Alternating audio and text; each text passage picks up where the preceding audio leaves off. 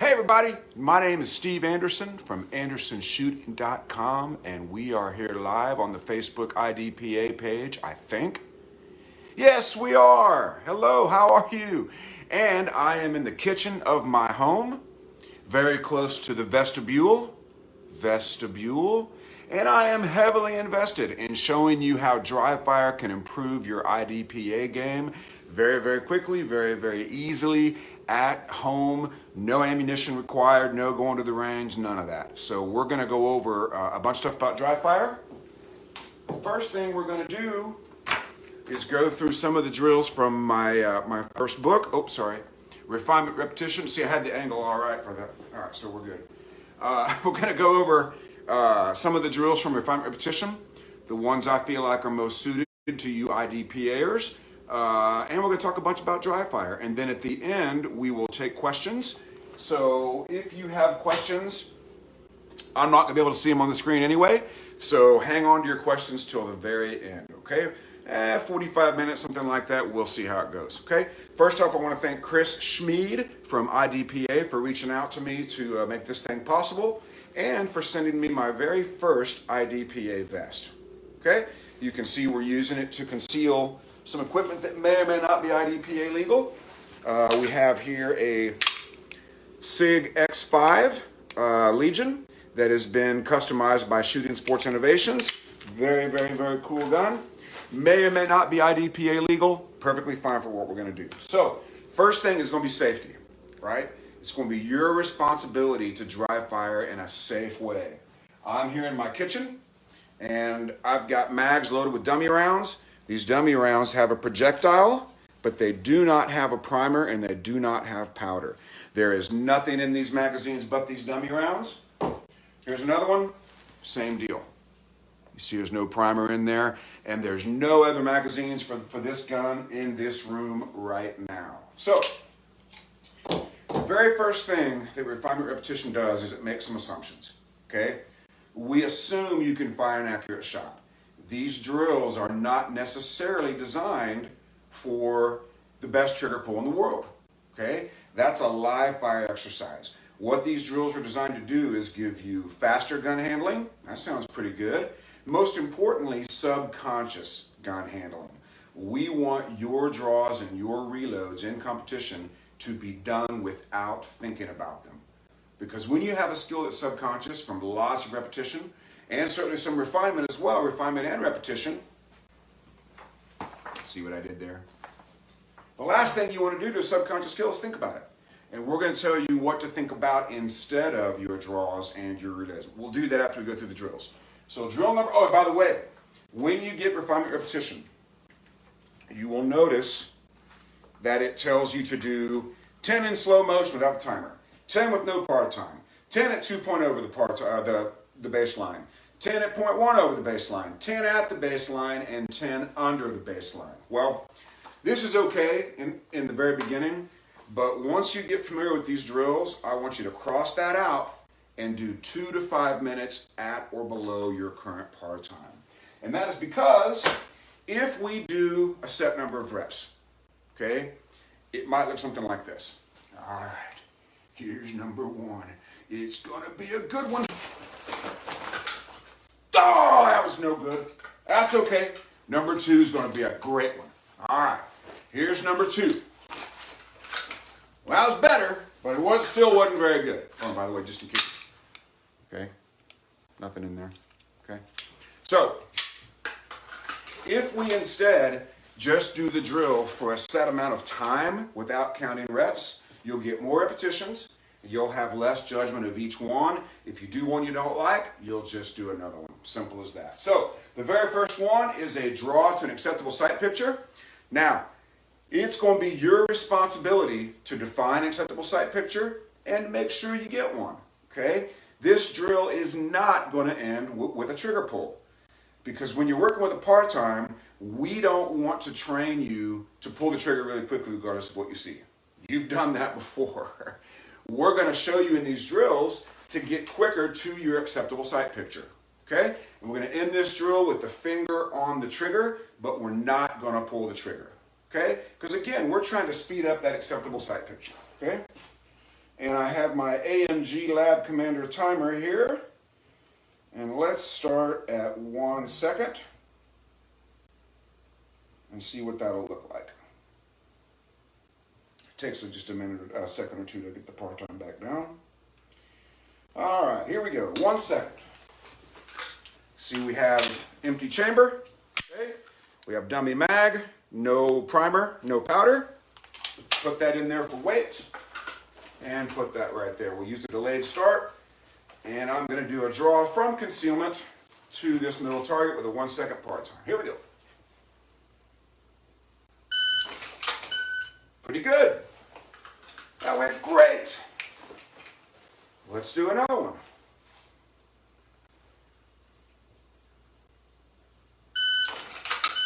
Excellent. I have a good acceptable sight picture, well under a second. Now, I've been working with this vest for about 30 minutes after putting it on out in the front yard. What I've already learned is that if I hook my thumb, the vest comes away easier than if my finger's down here. So I'm making a very concerted effort to hook that thumb. Okay? Let's see what a 0.9 might look like. Here we go, 0.9. All right, so I didn't get what I wanted that time. We're going to do it again.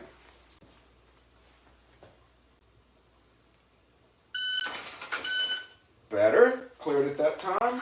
Didn't get a great grip. No problem, let's just do it again. There we go.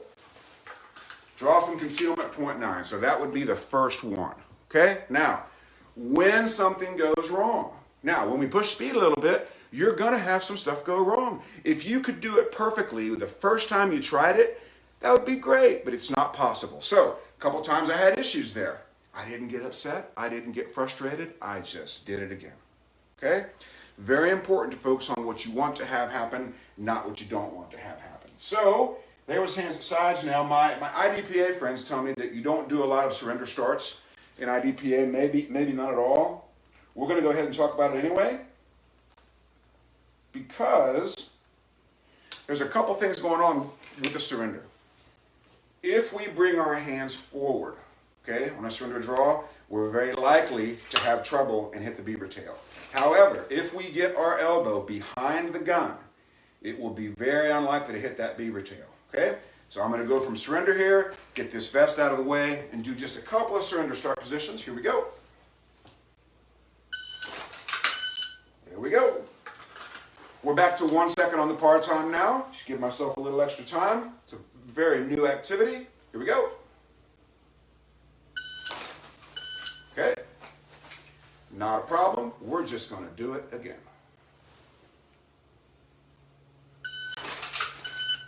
All right. Fixed the vest problem. Didn't love my grip. I'm just going to do it again.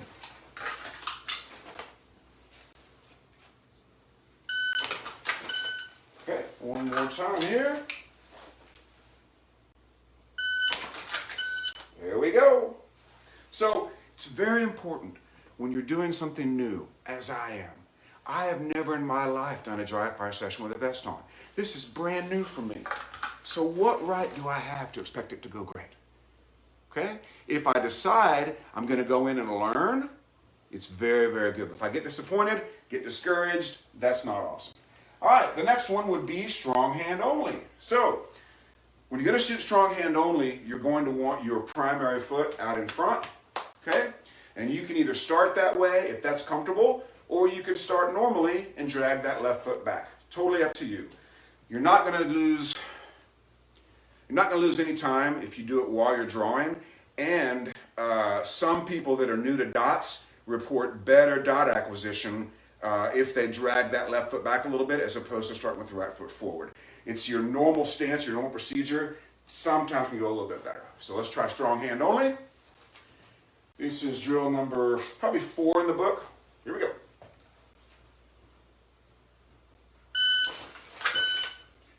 Good. That good sight picture. Oh yes. That was a good one. When you have a good one, make sure you acknowledge it. Okay? That was a really good one. Like that one a bunch. Here we go again.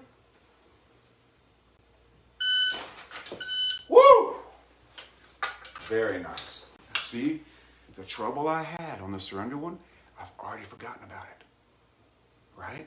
I've never done this in a vest before, and it's going great for a first attempt.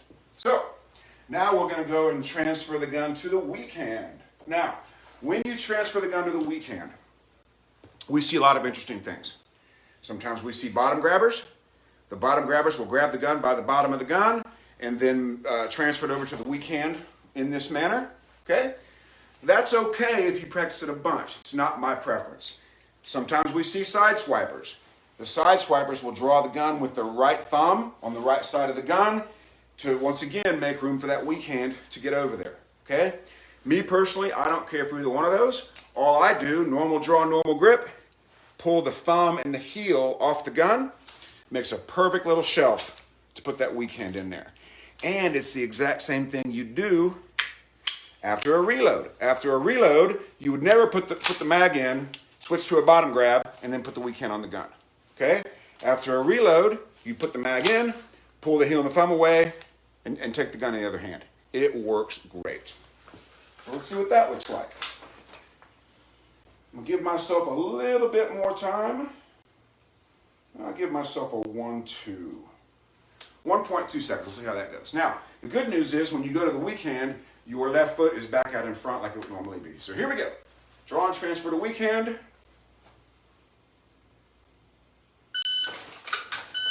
Woo! I like that a bunch. Let's do that again. See, that can be done very, very quickly.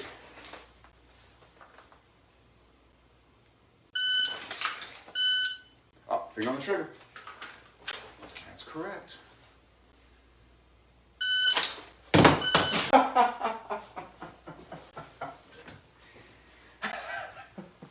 That was so fast and so aggressive that I knocked the mighty AMG Commander out of its holder. And isn't that a better response to getting mad and getting upset? Right? I was so fast and so aggressive that I exceeded the ability of this device. Looks like it's still working okay. Yeah. Perfect. We move it over here out of the danger zone so it doesn't get creamed again. Weak hand only, massive timer explosion. Yes, that's exactly where we're at. Okay, here we go. So, let's try another one now that everything's back where it needs to be. And here let's do another chamber check here just to make sure. We had a little interruption to our deal, so do a little safety check. All right, here we go. Weak hand only.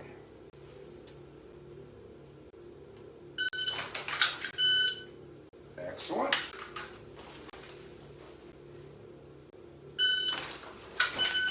Okay, not a problem. We'll just do it again.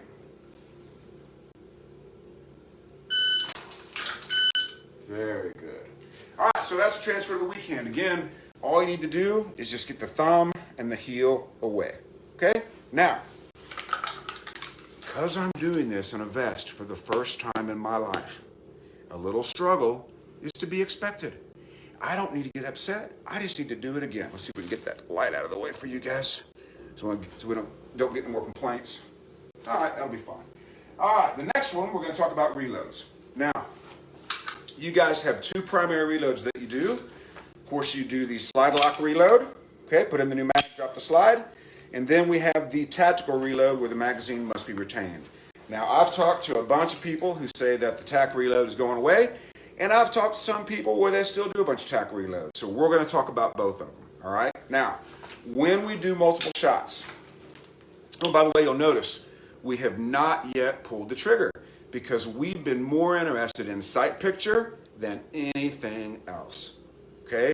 When you're doing these presentation drills, it would be really easy just to pull the trigger to get the par time. It would feel great, but you may or may not have seen what you need to see in that process. So we don't worry about pulling the trigger on what I call the presentation drills. Okay? But now we're going to start doing multiple shots. Now we are going to pull the trigger. And let's talk about how to do this with multiple guns. Okay? With this particular gun, just keep pulling the trigger. Okay? After the striker drops, continues to work. That's actually why I fell in love with this gun in the first place. It seemed like it was just made for dry fire. Now, I know the newer ones don't click, and that's fine, but they still move, okay? If you have a traditional double action gun, like Mrs. Anderson's Beretta, the mag's already in it. So this gun has a magazine safety. Is the only reason why we're going to put a mag in there. On a traditional double action gun, you do your multiple shots like this. One more chamber check. Okay, we're good. So, pull the trigger for the first shot, and then bounce the trigger off the frame for subsequent shots. Okay, without re-engaging the double action. You will occasionally engage that double action by mistake, and certainly after a reload. But for most of your dry fire, it'll be first shot, and then just work the trigger off the frame there, so as we don't re-engage the double action. That's the easiest way to dry fire a traditional double action gun. Okay? If we have a single action gun, such as a 1911, this is the beautiful Bull Armory saw. Maybe not IDPA legal, but that's okay. It'll still work. Traditional 1911, you would fire the first shot normally. One more chamber check there. And then just keep working the trigger. That trigger will still move just enough. Okay? Won't be the world's most realistic trigger pull, but that's okay. That's not what we're concerned with. We're not working on fine trigger control here. That's a live fire thing. This is dry fire. This is working on subconscious gun handling. Okay? So, the next thing we need to talk about is how to handle your two different kinds of reloads. Okay? A couple ways you could do it. You could start with the slide lock back, do your 6 shots, put your mag in, drop the slide. We've done that with a couple of clients. I just had a guy in Mississippi tell me that what he does a normal speed reload and then makes a conscious effort to hit that thumb release, okay? To simulate that. There's not a perfect way to do it, but that way works pretty good, okay? So you'll also notice I don't drop magazines in dry fire because I don't have trouble getting mags out of the gun. If you have trouble getting mags out of the gun, you may need to drop a mag every now and then. You may need to drop a mag a bunch. My problem is it wastes a bunch of time. You'll spend so much time picking the mag up off the ground, you'll be picking mags up more than you will be dry firing. Okay? So the first one that we're going to do is 6 reload 6. Find another magazine. One more safety check here. Dummy rounds, nothing in there. And you'll also notice that we never put anything in the chamber, okay? Another additional layer of safety. So now I've got 3 targets up here behind the phone. We're gonna draw, shoot 2 shots per target, do a reload, shoot 2 shots per target, okay? And we're gonna start with a par time of 0.6. Sorry, 6 seconds.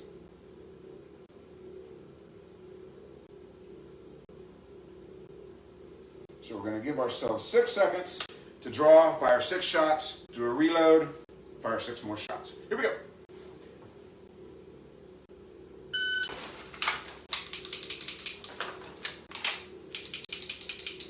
Okay. Beat that pretty comfortably. Let's do another one.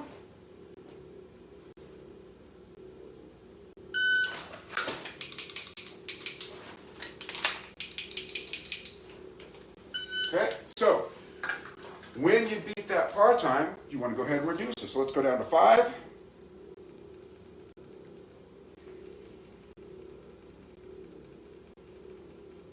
This will be 5 seconds, and we'll see what that looks like.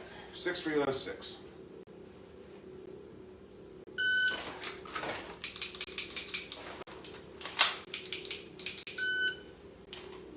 A little bit of trigger freeze on that one. Let's do it again.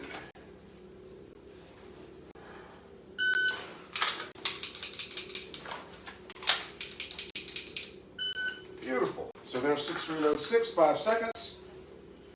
Let's see what a 4.5 would look like. Okay. Here we go. 4.5.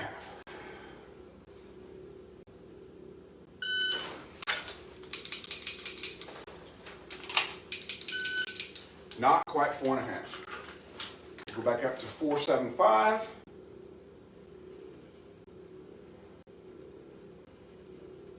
All right, 475. Move the timer over so we don't slap it across the room.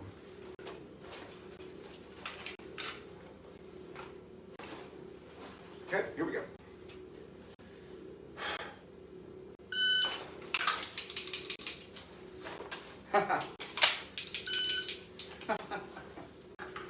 This vest makes it challenging. It's a whole new world.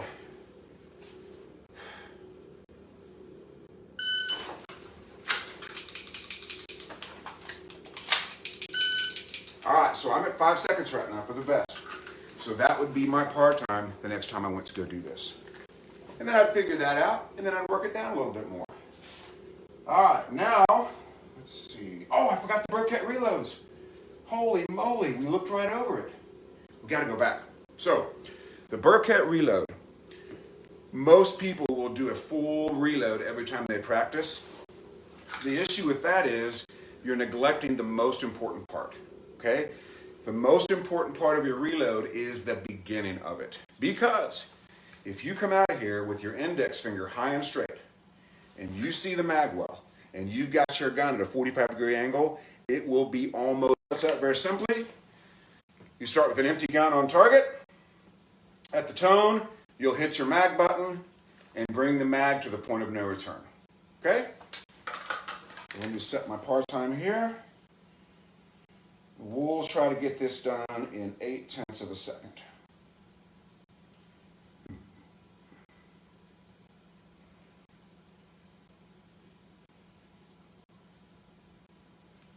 All right, 0.8 on the clock. Start with an empty gun on target, and then we're going to hit the mag button and bring that mag to the point of no return. Here we go.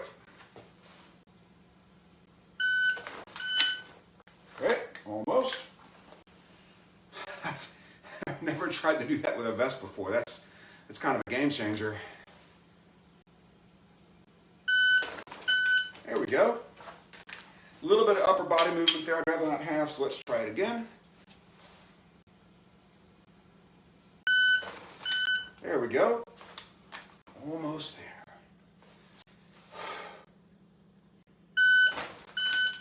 Pretty close. So that would need a little bit more work. But 0.8's pretty good. Not too shabby for a first attempt. All right, so that brings us to the next one. Now, the next one is not in the book Refinement Repetition. The next one is one that I developed for the book Get to Work called Pause and Effect. So the reason that we separate that one out is because similar to the presentation drills we did, we wanted to find success as seeing the mag well and getting the mag to the mag well. Okay? Oh, by the way, there's a little, you know, the Van Halen connection is strong around here. We're not talking about it on purpose. But if you see the magazine make contact with the mag well, you cannot miss the reload. It's not possible. But if the index finger's not high and straight, we get it by the fist, right? Or the index finger's someplace weird, and we don't see the mag well and the gun's not at the right angle, you wind up having some trouble. But this drill is designed, this next drill called Pause and Effect, is designed to show you how close you are to the firing position as you start your reload, okay? So we still burn in. That magazine pouch coming loose. It's okay, I got 4 more. So we start, same as the Birkett reload, but we're gonna have a pause and then we're gonna go ahead and insert the mag. So let's put a little bit more time on the clock. We'll go up to a 1-2, just a little bit more time. So see how close the gun is to the firing position when the magazine hits the gun. Very important. Here we go.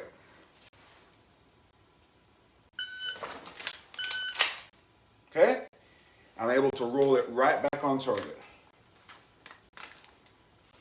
Number 1 mag pouch is fired. Hasn't been used like this in a long time.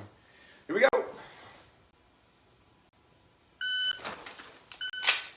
Okay? Can roll it right back on. Now, let's look at a version that we see sometimes that may not be quite as smooth to roll back on. Okay? Some people like to load the gun down here. Well, let's see how far that is from the firing position. Okay?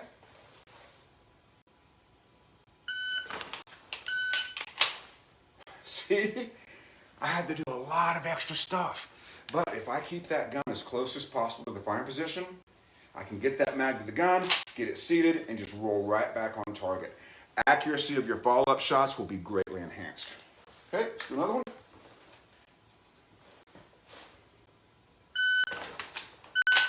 Okay, very good. All right, so that's pause and effect from get to work. Now, see, we already did 6 reload 6. I think we did. Yeah, we did 6 reload 6. Now let's do 6 reload strong. So, send me a message on the screen right now that says, I love shooting strong hand only. I want to see it. I love to shoot strong hand only. Anybody? All right, and what happens when you get to the stage, the one-handed stage? You hear a lot of complaining, don't you? Right? Ah, strong hand, and then weak hand gets even worse. Well, if you'll practice strong and weak hand only every time you handle the gun, I'm telling you what, you will have such great confidence. Now, because the strong hand, weak hand shooting is a weakness for most people, we're going to do this with a very generous par time. Because on this one, we're not necessarily wanting to go real fast. We're wanting to shoot it really well. Okay? Very generous par time there. Put our mag back in our number 1 spot. And here we go. Now, when you switch to your strong hand, you're going to want to bring your left foot back. So your freestyle portion will be normal stance. You'll load the strong hand. You'll bring your left foot back if you're a right-handed shooter. And then you'll shoot right to left, right hand only. Okay, let's see what this looks like. You never have too many safety checks. Here we go. 2-2-2 freestyle, 2-2-2 strong hand only.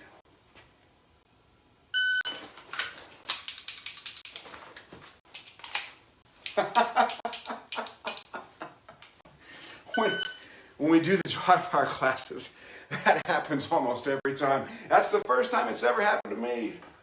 That's hilarious. All right, here we go. 2-2-2 freestyle. 2-2-2 strong hand only. Do a quick visualization there to burn that in. 1, 2, 3, 4, 5, 6. Reload. 1, 2, 3, 4, 5, 6. Here we go.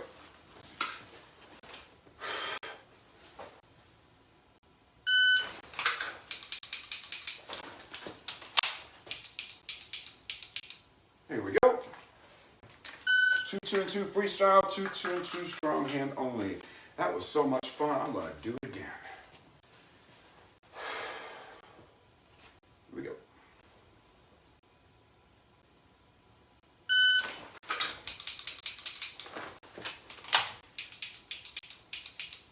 Whew. Awesome. Next one, 6 reload weak. 2-2-2 freestyle, reload, 2-2-2 weak hand only. Okay? Your feet will stay the same for this one. Left foot out in front for both parts. Here we go. 2-2-2 freestyle, 2-2-2 weak hand only. Or if you're Marine, your other strong hand. Here we go.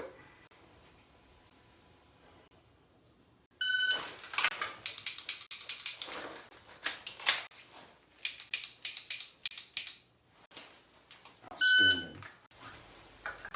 Outstanding. Another one.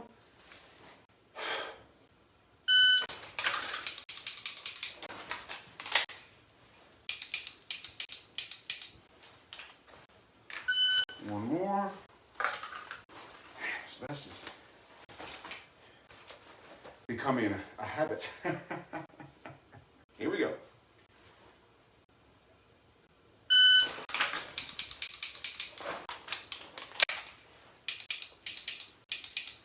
Very good. Just called my first, I guess you call them ones, down 1, middle target. Now, that brings up an excellent point. When you're trying to get quicker, you're going to have a little bit of an accuracy slippage. You can do 2 things. You can stop going faster and shoot perfect shots, or you can keep pushing it and training a little bit and then just work on getting a better shot next time. But if we meet a goal, if we meet a par time, so I'm going to do that 6 seconds. Okay. I did it in 6 seconds, but I had it down 1. Is that good or bad? Somebody might think that's bad, but if you've never done it in 6 seconds before, I say hallelujah. You just learned what it feels like to do that in 6 seconds. Now all we have to do is go to work on the down one. Okay? So let yourself be fast when you're trying to get faster. If you could get faster and more accurate at the same time, you wouldn't need to practice. You need to practice once and you're done. It doesn't work that way. All right, so that takes care of 9 of the 12 I wanted to show you. We learned you guys don't ever do a turn and draw, or very, very rarely, so we're not going to do the patented turn and draw, although it's a sweet one. The next thing I want to talk about is leans. Okay, you might consider your sport has a bunch of leans, and I had a client when we watched this video. The only time he ever had accuracy trouble was when he was leaning, hard leaning. So we went out and said, okay, you're going to spend your whole next practice session on hard leans. And we learned that the gun was recoiling a little bit different on a hard lean. Right? It wasn't the first shot, it was the second shot on a hard lean. So you went out and practiced it a bunch. So you might consider doing the same thing. If your sport requires a bunch of leans, you might want to do a bunch of leans. Let's just see what that would look like.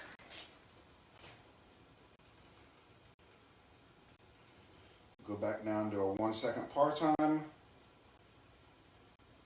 starting to love this vest. Thanks for the vest, Chris.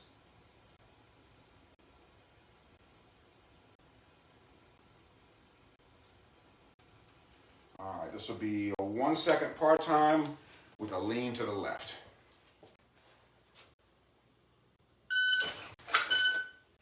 Okay, be a little bit more aggressive lean that time.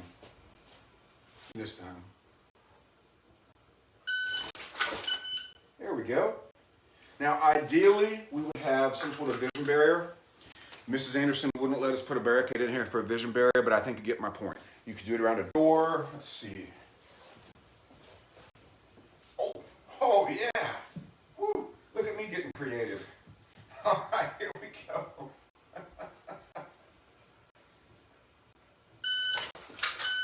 There we go. Let's do it again. Somebody yell cover if I'm not sufficiently behind cover. There we go. 1 second par time to a hard lean. But my point is, you got to figure out what your sport requires, and you got to get really good at it. Very, very simple. All right, we talked about vision barriers. We just did one. The next thing you can do is you can do these while moving. Okay, so we did a bunch of sight picture drills, right? So now let's look at what would happen if I draw to a target while I'm moving. And my goal here is going to be to hold that acceptable sight picture while I move forward.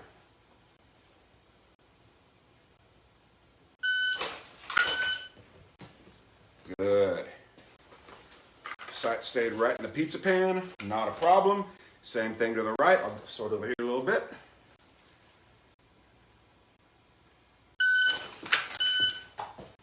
All right, I don't have very far to go, and I'm already out of your view. So let's do one backing up. Make sure I don't hit the chandelier here.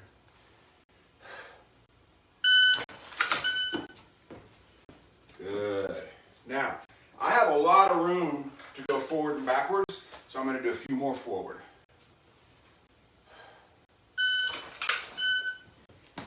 Good.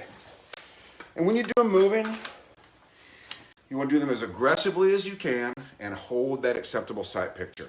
Again, we're not pulling the trigger, okay? We're going to hold that sight picture while we're moving so we can learn to do wait for it, move while holding acceptable sight picture. All right. That covers moving. So that is, you have to pardon me, it's a bit of a workout. That covers the 12 drills in what I call speed mode. You're going to establish a par time, and the next time you go to dry fire, you're going to try to get a 1/10 of a second off of it. And then once you can do that, you want to get a 1/10 of a second off of that. Observed, a little bit of observed inaccuracy is only a problem if you make it a problem, okay?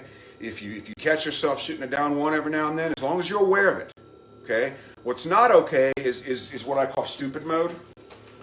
So speed mode says, I'm going to try to shoot down zeros, but if I have an occasional 1 or even a 3, it's not going to be the end of the world. Uh-oh. Oh no! Look who it is! If we have any podcast fans, this is the mighty Rogue. Hello, buddy boy. The girls are just home from cheerleading practice.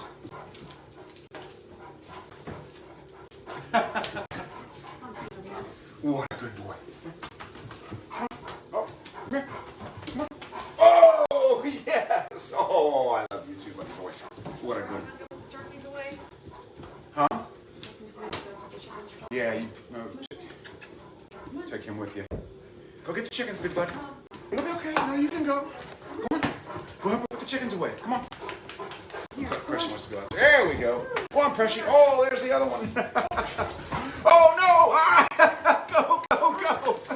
Go, go. There we go. All right. So, you want to always be reducing your par times. And a little observed inaccuracy is only a problem if you make it. But what you can't do is what I call stupid mode.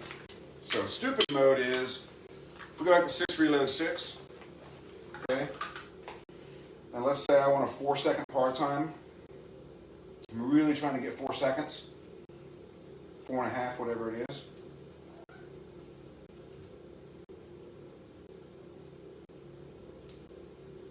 I've seen people do this in class. I can always catch them.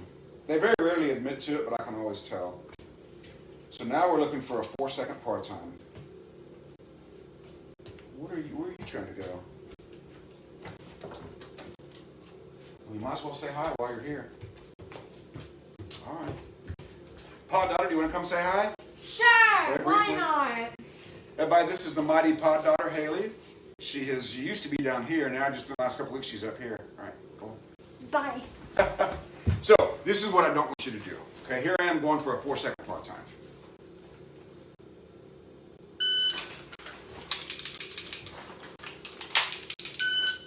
Okay? It's not what we want. Okay? I didn't see anything on that. Now, I did make my par time, but I haven't really accomplished anything because I didn't see a dang thing. That's to be avoided. But if we do it again, see where we're at with a little bit more vision, see if I can call my shots. Let's see what this looks like. Here we go.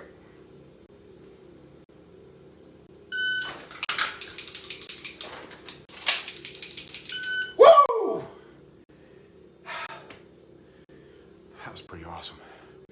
4 seconds from concealment. That's only a half second off my normal time with the vest, so I feel very good about that. And those shots were all zeros. Very nicely done for me. So, that's what speed mode dry fire looks like. Okay? The next thing we're going to talk about, and we talked about, doing them while moving as well. The next thing we want to talk about is what I call match mode dry fire. A lot of people want to know, yes, dry fire is wonderful. I can do all these things very quickly in dry fire. What happens in live fire? And if you go out and pull the trigger that fast, you're going to have trouble. You're going to have accuracy trouble for sure. Right? There's the part I broke trying to fix the phone. So now, without slowing down, we're going to change the definition of success. Okay? Before, the definition of success was, I want to do a thing in this amount of time with acceptable accuracy. Now the definition of success is, I'm only going to accept accurate shots. Okay? So I've got 3 IDPA targets, and then Mrs. Anderson has a little sheep, a little pig, and a little chicken. So I'm going to go paper, paper, paper, sheep, pig, chicken. Okay? I'm going to do it for 10 seconds.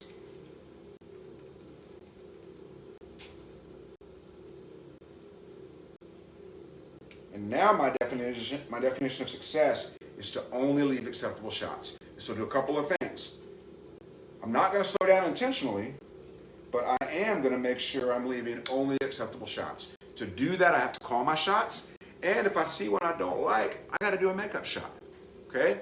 And if you're moving to match mode dry fire and you have 0 makeups, you are probably slowing down to get your hits. If you have a bunch of makeups, you're probably going a little too quickly. So this is designed to show you that you're going to shoot as fast as your sights tell you that you can. Okay? Here we go. Paper, paper, paper. What is that? Sheep, pig, rooster. Got it. That'll be our steal. Our sheep, our pig, and our rooster will be our steal targets. Here we go. 10 seconds.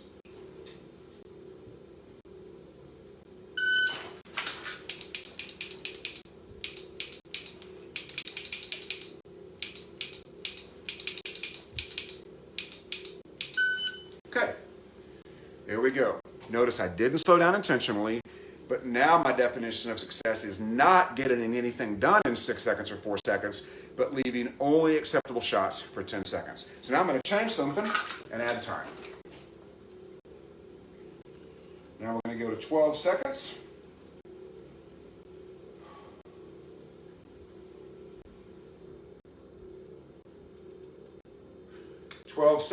And now we have, let's see, we got 3 more chicken pictures. So what we'll do is we'll go steal, steal, steal chicken pictures, and then 2 headshots over here. Steal, steal, steal, 2 headshots over there. 12 seconds. Here we go. Chamber check. Guns clear. Dummy ammo. Empty chamber. Steal, steal, steal, 2 headshots.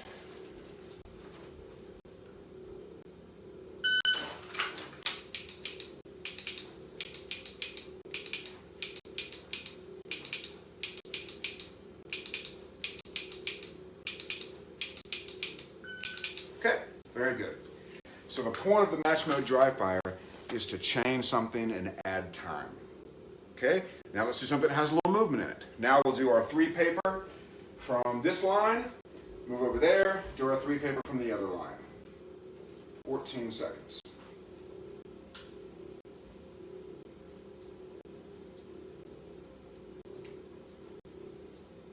Okay, here we go.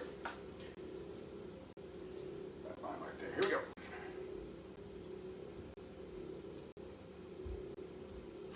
Didn't hit my button. Here we go. All right. Hey, you can't be in front of me while I do this. Sorry, kiddo. So on a safety note, the pod daughter comes over here and wants to watch me. She can't be in front of this gun while I'm doing it. She just can't. Okay? Haley, if you want to watch, you gotta come over to this corner here. This one over here if you want to watch. You can be behind me, you just can't be in front of me. Okay? All right, one more time.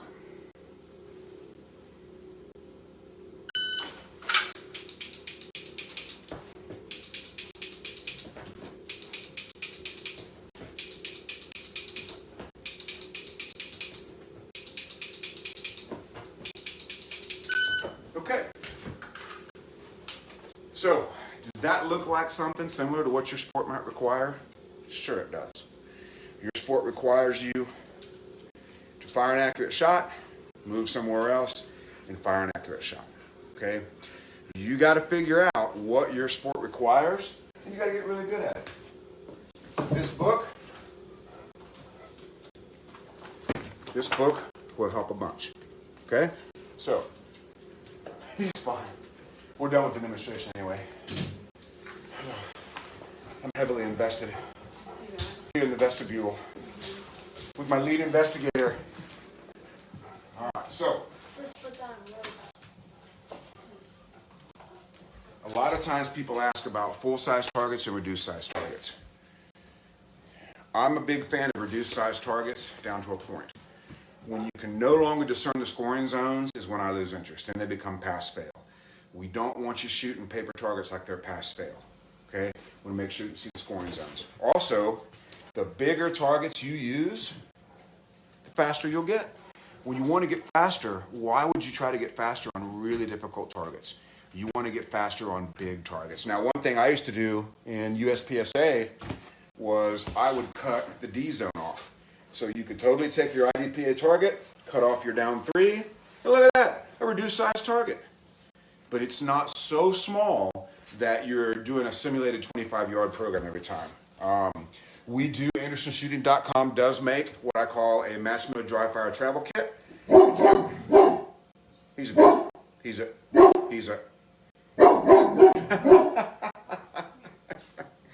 podcast listeners, there's your dog noise. All right, so we do make what I call a match mode travel dry fire kit. It has third size targets in it. They stick on the wall and they're great for going to hotel rooms and all the rest of it. So let's see, where's my notes? All right, also, if you're interested in doing one, we have a dry fire tune-up we can do via Skype, where you can put the vest on and we can work on getting you below a second for that concealment draw. I also want to tell you a little bit about mental management. So Mental management is the mental game training that we do. Just send me an email. If you have the skills and you're struggling on competition day and you don't know why, you're a great candidate for mental management. Developed by Lanny Basham. If you don't know anything about Lanny Basham, look it up, Bassham, and you'll know all you need to know about that. Shoot me an email, we can do that presentation. Also, make sure you listen to my podcast, That Shooting Show, anywhere you get podcasts, largely about the mental game, because you can't really talk about too much technique in a podcast. It doesn't really work very well. And I want to thank Chris Schmid and the IDPA organization for allowing me to make this presentation to you today. It's been my pleasure. Now, does anybody have any questions? I'm going to get a chair. That way. There we go.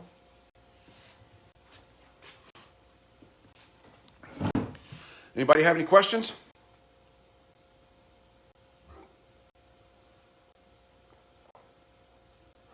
Chris, they don't have questions. Chris, did you get any questions while we were doing the program?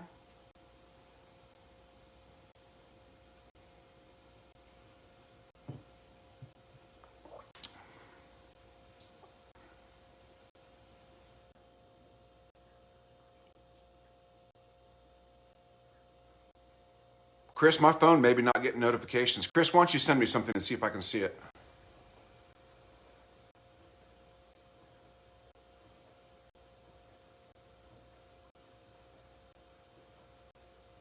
Huh. Wait one more second. Let me grab my notes and make sure I covered everything. We did that. We did that while moving. Vision barriers. Okay.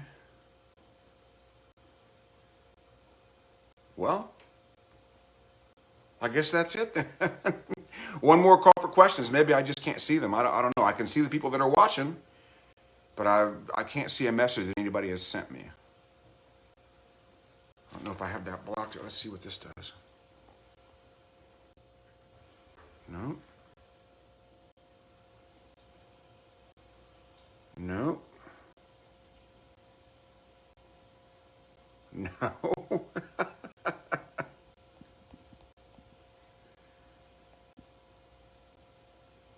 Oh, that's me. Yeah. So I'm able to get them. All right. One more call for questions, and we're going to wrap it up. Hope you guys have enjoyed it. I certainly enjoyed doing it with you. And did you notice when I had those troubles with the vest, did you notice I didn't throw a little temper tantrum? I wasn't super excited about any of that. But if I make a big deal out of it, it becomes a bigger problem. If I just figure out what the solution is and do it again, I don't have any of that struggle. I don't have any of that anger. Okay? All right, one more call for questions. We're going to wrap it up.